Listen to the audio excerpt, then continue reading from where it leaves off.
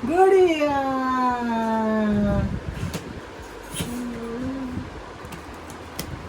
Busy है वो, busy है। डिस्टर्ब मत करो।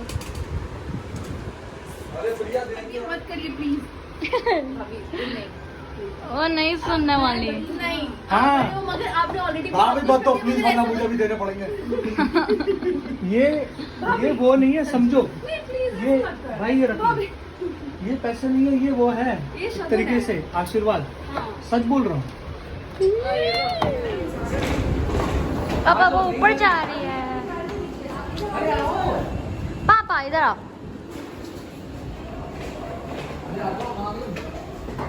डेली चालू में।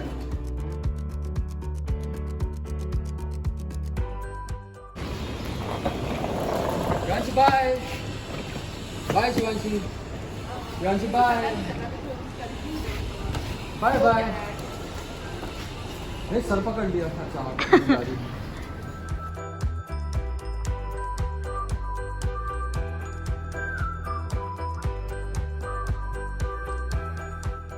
भैया वो देखो तुम्हारी गाड़ी, मेरी गाड़ी के चक्कर में।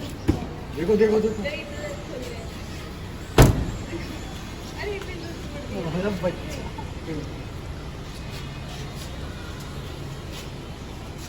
बाय कर दो मम्मी पापा को। बाय बाय तो बोलो। Bye Shivanshi papa mummy bye तो बोल। पता है कैसा है ये चली जाएगी। हाँ कि ये भी फैमिली है। आ जा मेरा बच्चा। नहीं आना नहीं आना। अरे नहीं हो रहे तुम।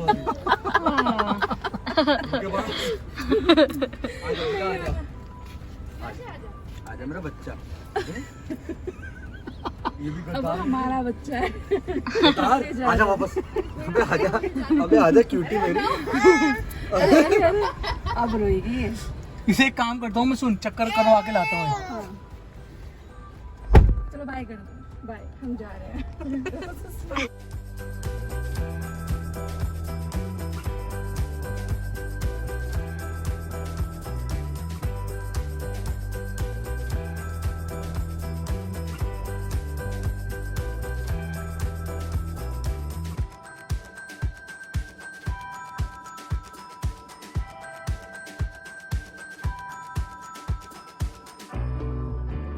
बाय।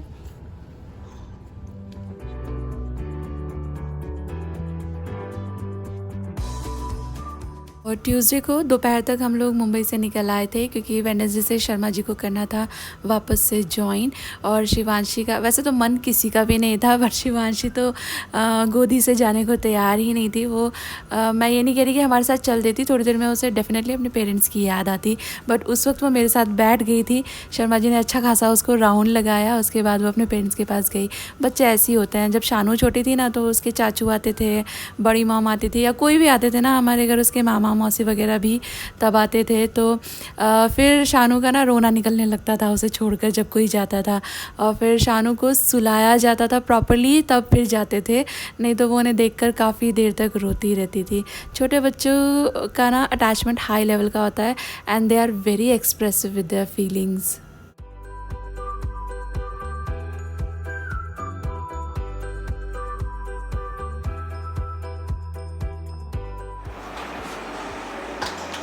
हेलो एवरीवन, और हम लोग पहुंच चुके हैं अपने घर।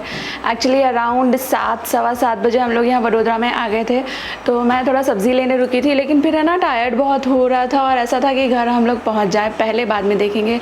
वैसे भी कुछ खाना बनाना तो होता नहीं है बाहर से आके, उतना ज़्यादा कुछ हैवी या ऐसा प्लेटर टाइप बनाने का तो ना मूड होता है ना खाने का। इनफैक्ट शर्मा जी बोल रहे हैं कि दाल और रोटी बना ले, चावल नहीं दाल और रोटी बना ले, उनको बहुत पसंद है।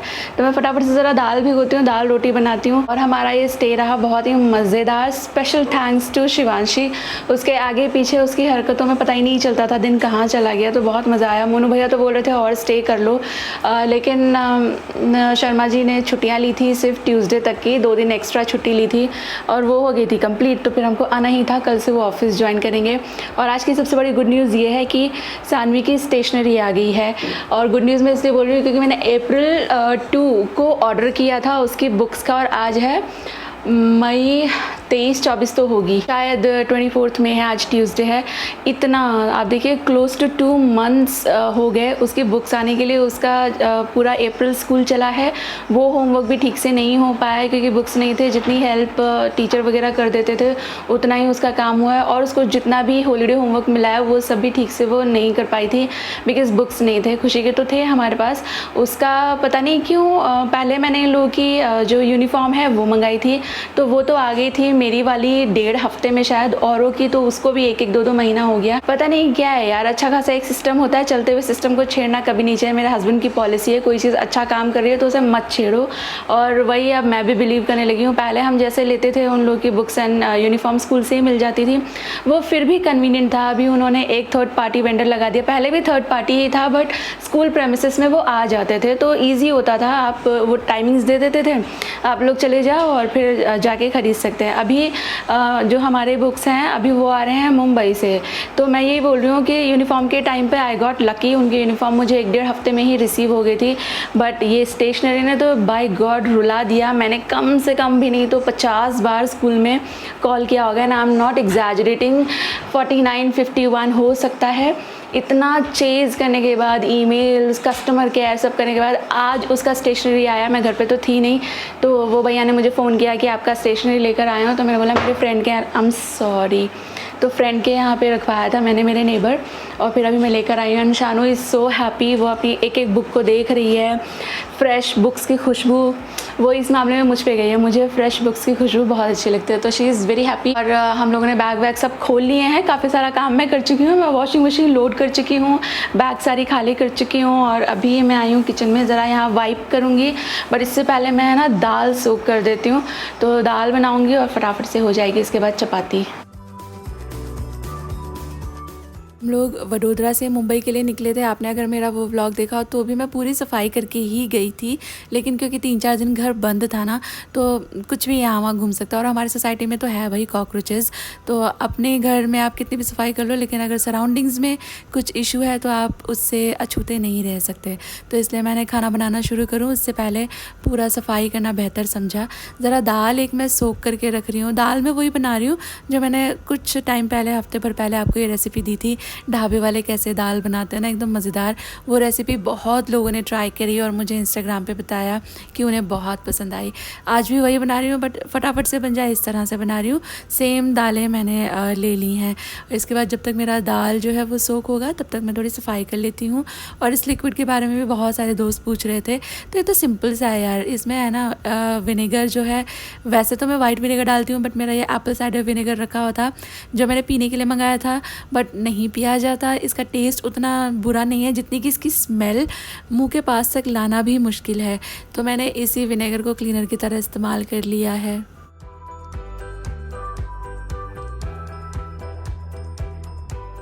हाँ, ये सिर्फ विनेगर नहीं है, इसमें इक्वल पार्ट्स में विनेगर एंड वाटर है। एंड देन कितना आपने विनेगर लिया है, फॉर एग्जांपल 1 कप अगर आपने विनेगर लिया है तो 1 ही कप वाटर जाएगा, और फिर 2 चम्मच इसमें डिश वॉश लिक्विड डाल दीजिए, शेक करके रख दीजिए, और इससे किचन की पूरी सफाई हो जाती है। अगर बहुत हार्ड स्टेन्स नहीं है ना, बर्नड स्टेन्स नहीं है, तो नॉर्मल क्लीनिंग तो बहुत अच्छी तरह इससे हो जाती है।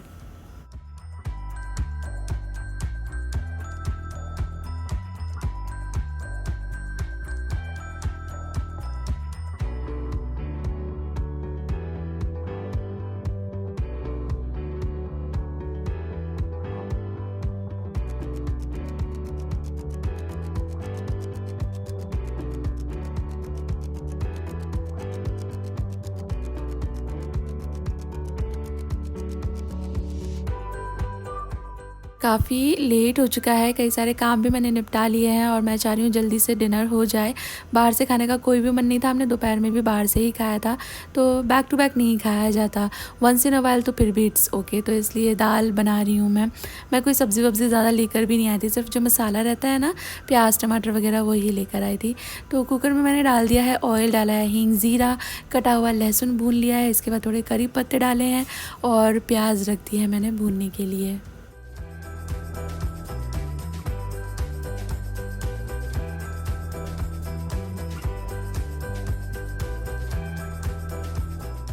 और प्याज अच्छी तरह से भुन जाएगा तो फिर इसके अंदर मैं ऐड कर रही हूँ टमाटर। 2 टमाटर हैं ये मैंने काट लिए हैं और डाल रही हूँ मैं 1 हरी मिर्ची भी इसके अंदर काट कर। मसाले कर लेंगे थोड़े से, पहले मैं डाल दूँ थोड़ा नमक जिससे जो टमाटर है मेरे वो थोड़ा जल्दी से सॉफ्ट हो जाएंगे। और इसके बाद मैं डाल रही हूँ इसके अंदर मसाले, हल्दी, मिर्ची, धनिया का पाउडर, थोड़ा सा मेथी दाना। अच्छी तरह से सारी चीज़ें सॉफ्ट कर लूँगी मैं, मतलब सॉफ्ट से मेरा मतलब है टमाटर वगैरह सॉफ्ट हो जाएंगे। तब ऐड कर रही हूँ इसमें थोड़ा सा गरम मसाला, थोड़ा सा आमचूर पाउडर। अच्छी तरह मसाला भुन जाएगा तो इसके अंदर सोखी हुई दाल ऐड करें। वैसे तो दाल पहले बॉईल करके ज़्यादा अच्छी बनती है, बट अगर टाइम कम है तो आप इस तरह डायरेक्टली दाल ऐड कर दीजिए, वो भी ओके बन जाती है। बट मैं फिर भी बता रही हूँ, मैंने उस दिन ऐसे ये वाली दाल बनाई थी ना। देखिए इंग्रेडिएंट सारे सेम हैं, मसाले सारे सेम हैं, सिर्फ फ़र्क ये है कि मैंने दाल उबाल कर नहीं डाला तो फ़र्क आ जाता है टेस्ट में। और मैंने इस बार ऊपर से भी तड़का नहीं लगाया, सारा तड़का मैंने पहले ही लगा लिया था। तो शर्मा जी बोल रहे थे कि काफ़ी लेट हो गया है और देखो ट्रैवल करके सभी आए थे और ट्रैवल की एक अलग ही थकान रहती, तो उन्होंने कहा कि सब तैयारी हो चुकी है, चल फुलके हम लोग साथ सेक लेते हैं। वो हमेशा मेरी हेल्प करते हैं। लास्ट ईयर जब मम्मी पापा यहाँ रहते थे तो बहुत बार वो मेरी हेल्प करा देते थे फुलके सेकने में, क्योंकि टाइम लगता है किचन में ज़्यादा, तो उनको ऐसा लगता है कि कब से लगी हुई है बंदी, मैं थोड़ी सी इसकी हेल्प करा देता हूँ। तो ऐसे कोई भी वक्त आता है जब मैं या तो थकी हूँ या मेरी तबीयत थोड़ी कम अच्छी है या काफ़ी देर से मैं काम कर रही हूँ, तो शर्मा जी सेकंड नहीं लगाते मेरी हेल्प कराने में।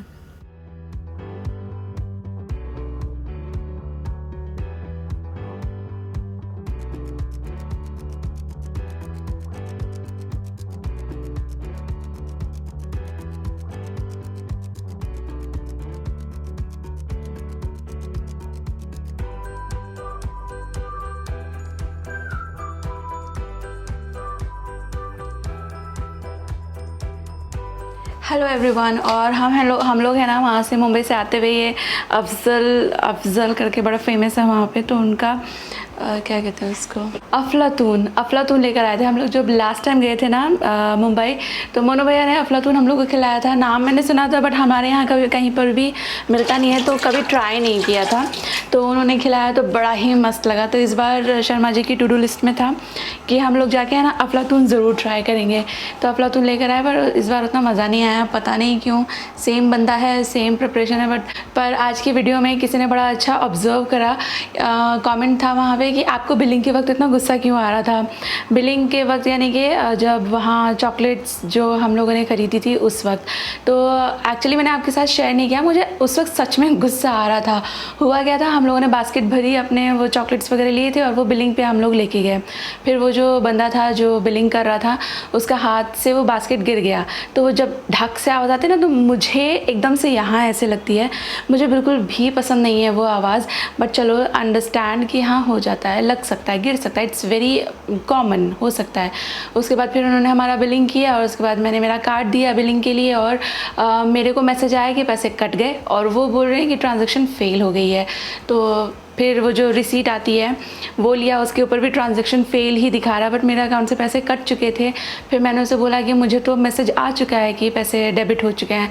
तो ही सेड कि ये यहाँ पे इंटरनेट का इशू है, बिकॉज़ हाईवे है, आपको इसका मैसेज आ जाएगा। और वो था वो दिन जब हम यहाँ से जा रहे थे मुंबई सैटरडे को, और आज है अभी वेडनेसडे, अभी तक तो वो पैसे आए नहीं है। बट अगर ट्रांजैक्शन फेल आ रहा है उनके एंड से तो उनको तो वो नहीं मिले होंगे, वो कहीं बीच में ही है, मुझे मिल जाएंगे।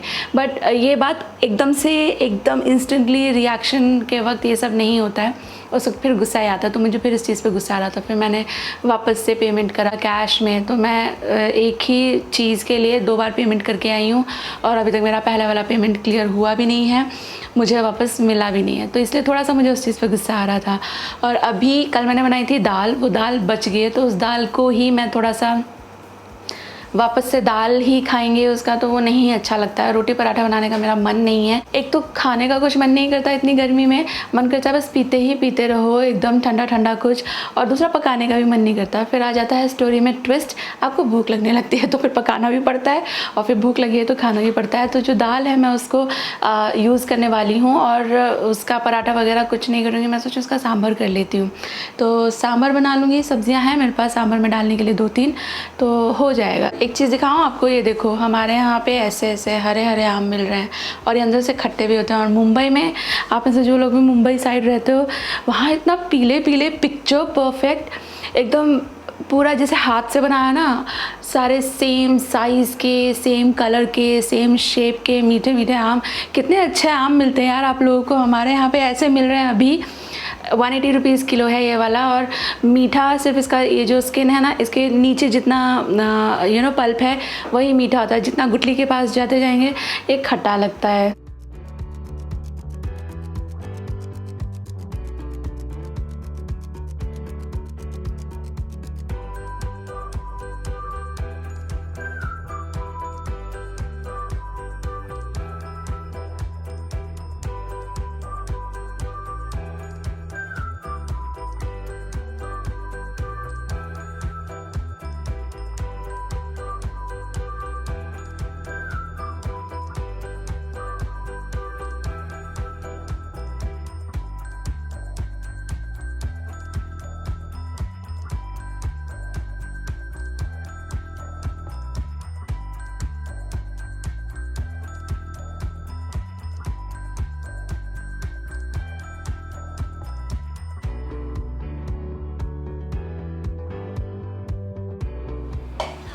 मैंने ना सारी सब्जियां काट के रख लिया। मैं फटाफट से मेरा जो दाल रखा हुआ है और ये सब्जियां मिला के एकदम ही इंस्टेंट वाला संभार बना लूँगी। और इसके साथ मैं बनाने वाली हूँ राइस। आपने क्या कभी राइस से संभार खाया है? बहुत अच्छा लगता है। इनफैक्ट मुझे उस रेसिपी का नाम नहीं पता, लाइक उसको रीजनल लैंग्वेज में क्या कहते हैं, बट संभार राइस भी बनता है, वो भी बहुत ही मज़ेदार लगता है। मेरे हस्बैंड को तो बहुत फेवरेट है। इनफैक्ट सिर्फ वही नहीं, कोई भी जो साउथ इंडियन रीजन की कोई भी रेसिपी हो, मीठा हो, ब्रेकफास्ट हो, राइस रिलेटेड हो, कुछ भी एवरी रेसिपी ना शर्मा जी को तो बहुत पसंद आती ही। रियलिश देम ऑल। और मुझे याद आ रहा है आज कल परसों, मतलब जब से मैं मुंबई वाले व्लॉग्स डाल रही हूँ, कोई ना कोई कमेंट मुझे ज़रूर मिल रहा है कि क्या आपके देवर एक्टर हैं। तो आप लोग शायद हमारी यूट्यूब फैमिली से नए जुड़े हैं। देवर देवरानी दोनों ही एक्टिंग फील्ड से हैं, वो दोनों एक्टर्स हैं। और जो मूवी हम लोग वहाँ देख रहे थे ना, इट्स वेब सीरीज़, 4 एपिसोड्स का वेब सीरीज़ है मेरे देवरानी का, जो मूवी हम लोग देख रहे थे। और वो है जेमप्लेक्स टीवी पर। तो आप देखना चाहें तो जेमप्लेक्स टीवी पर आप देख सकते हो। नेम इज़ निशाचर। और मेरा देवर तो मतलब जो लोग जानते हैं वो जानते हैं, जो लोग नहीं जानते हैं वो लोग मुझे ऐसा नहीं पूछते हैं कि आपके देवर एक्टर हैं क्या। वो बोलते हैं कि इनको हमने दिया और बाती में देखा है, क्या आपके देवर एक्टर हैं? तो हाँ, वो वही हैं। वो दिया और बाती में जो वो टेररिस्ट राजकुमार कैरेक्टर जो था वो उन्होंने प्ले किया था। और अभी तो बहुत साल हो गए, is been working in industry. संभार में जाएगा थोड़ा सा इमली भी, तो इसलिए इमली मैं सबसे पहले सोकिंग पे रख रही हूँ। मैंने गर्म पानी में थोड़ा सा इमली जो है भिगो करके रख दिया है। यहाँ तैयारी शुरू कर लेते हैं। कुकर के अंदर डाला है मैंने ऑयल, डाला है थोड़ा सा राई, ज़ीरा, हींग, करी पत्ते, सूखी लाल मिर्ची और उसके बाद प्याज थोड़े लंबे लंबे काट लिए हैं मैंने। अच्छे लगते हैं संभार में प्याज। वैसे तो उसमें शैलेट्स जाते हैं बट यहाँ मिलते नहीं हैं, तो मैंने नॉर्मल ही जो हमारे थोड़े छोटे साइज़ के प्याज मिलते हैं उसको ही लंबा लंबा काट लिया है। इसके बाद मैंने सब्जियों में डाल दिया है यहाँ टमाटर, लौकी, ड्रम स्टिक्स। मेरे पास कैरेट्स भी थे बट सानवी खुशी को कैरेट्स पसंद नहीं है सब्ज़ी में, इसलिए मैंने वो नहीं डाले। बाकी इसमें तो जो भी सब्ज़ी आपके पास अवेलेबल हो वो सभी आप डाल सकते हो। मैंने थोड़ा मेथी दाना डाला है, थोड़ा हल्दी डाला है, 2 चम्मच यहाँ संभार मसाला डाला है। और उसके बाद थोड़ा सा धनिया मिर्ची पाउडर ऐड करके मैं सारा मसाला जो है सब्ज़ी के साथ भून लूँगी। 1-1.5 मिनट भूनिएगा। और इसके बाद फिर जो आपकी लेफ़्ट ओवर दाल है, इस दाल में भी मेजर कंपोनेंट तो तूर दाल ही था, तो संभार में अच्छी लग रही थी, ये मैंने ऐड कर दिया है। हिसाब से डाल दीजिए पानी इसके अंदर, नमक वगैरह चेक कर लीजिए। 1 सीटी में ये सारी सब्ज़ियाँ अच्छी तरह से पक जाती हैं, तो 1 से 2 सीटी लगा लीजिए और फिर कुकर का प्रेशर अपने आप चला जाए तब ढक्कन खोलिएगा। तो मैं यहाँ पे ज़रा क्लीन अप कर लेती हूँ और उसके बाद संभार को प्रोसेस करेंगे आगे। और यहाँ पे कुकर का प्रेशर निकल चुका था, तो मैंने वापस से गैस ऑन कर दिया। अभी इसको आगे भी थोड़ी देर पकाएंगे, कुछ एक इंग्रेडिएंट्स इसमें ऐड करेंगे। तो जो मैंने इमली भिगोई थी उसको हाथों से ही मैश कर लिया है, इसको छान लेंगे, पल्प अलग करना है, पानी डालना है इसमें इमली का, और थोड़ा जितना आपने इमली डाली है ना उसके हिसाब से ही गुड़ डालेंगे। और यहाँ देखिए ड्रमस्टिक मेरी अच्छी तरह कुक हो चुकी है बट घुली नहीं है। ऐसे ही ड्रमस्टिक्स अच्छे लगते हैं किसी भी रेसिपी में खाने में। तो संभार को मैं थोड़ा सा ऐसे ही खुला पका रही हूँ, 2-4 मिनट और, तब तक मैं बना लूँगी यहाँ पे चावल भी। और चावल मैं बना रही हूँ घी में, घी वाले चावल अच्छे लगते हैं संभार के साथ।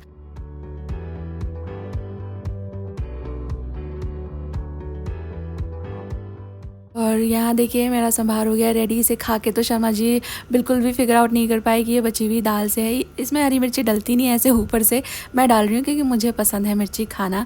और ये मिर्ची थोड़ी मोटी है, हल्के रंग की है, तो ये उतनी भी तीखी नहीं है। इसे थोड़ी देर संभार में डुबो के रख देंगे ना तो ये बड़ी अच्छी लगती है साइड में खाने के लिए।